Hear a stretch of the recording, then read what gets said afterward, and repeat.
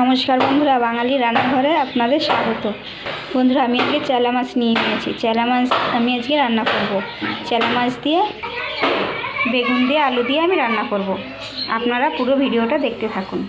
দেখুন বন্ধুরা, আমি বেগুন আর আলু কেটে নিয়েছি, ধুয়েও নিয়েছি। এবার মাছটা ভেজে নেব।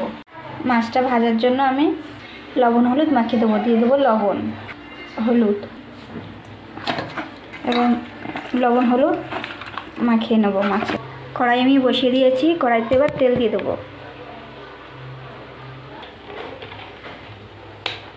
এবার মাছগুলো দিয়ে দেবো। মাছগুলো খুব বেশি ভাজবো না, আমি হালকা হালকা করে ভেজে নেব। এবার মাছটা আমি একটু উল্টে দেবো।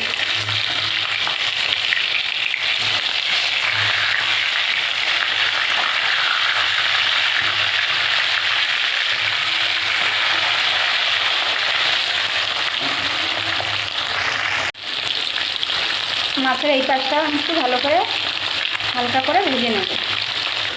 মাছটা আমার ভাজা হয়ে গেছে, এবার আমি তুলে নেব। বাকি মাছগুলো আমি একইভাবে ভেজে নেব। এই মাছ ভাজার তেলের উপর আমি বেগুনগুলো ভেজে নেব।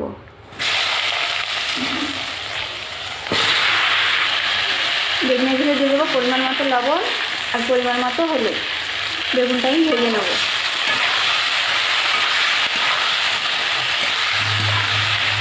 জিরেটা আমি বেটে নেব। বেগুনগুলো আমার ভাজা হয়ে গেছে, এবার আমি তুলে নেব।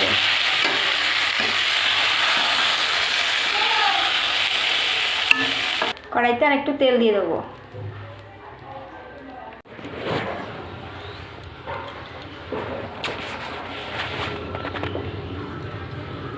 ফোড়নে দিয়ে দেবো রাঁধুনি।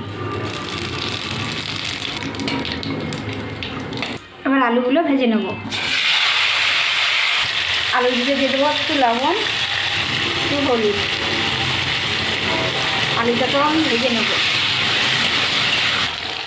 আলুগুলো আমার ভাজা ভাজা হয়ে গেছে। এবার কেটে রাখা লঙ্কাগুলো দিয়ে দেবো।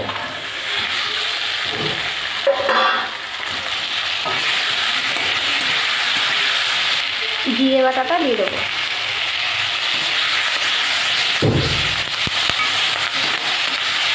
মশলাটা দিয়ে একটু কষিয়ে নেব। একটুখানি কষিয়ে নিয়েছি, এবার জল দিয়ে দেবো।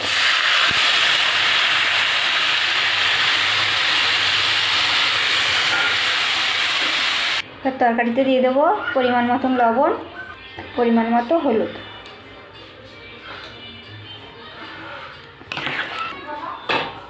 এবার ঢাকা দিয়ে দেবো। এবার ঢাকাটা খুলে নেব। আমার তরকারিটা ফুটে উঠেছে। এবার ভেজে রাখা মাছ আর বেগুন একসঙ্গে।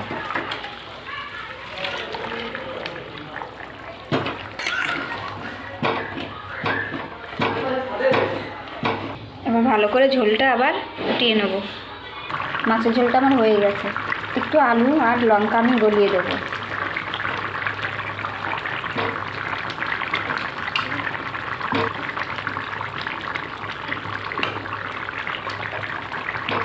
দেখুন, আমার মাছের ঝোলটা হয়ে গেছে। এবার আমি নামিয়ে দেবো।